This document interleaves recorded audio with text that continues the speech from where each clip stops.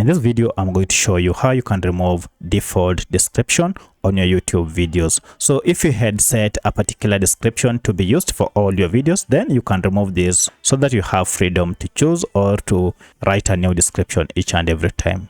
If you find this video helpful, I'll kindly request that you support me by liking the video and also by subscribing to this channel. Alright, to get started, go to your YouTube studio and then go to settings here. From settings, look for the option called upload defaults. And then you will now be able to see your default description that you set. So to remove this, go ahead and highlight everything and then delete and go ahead and click on save. If you go ahead now and upload a video, for instance, if I go ahead and upload this video, you will realize that the description section is now empty.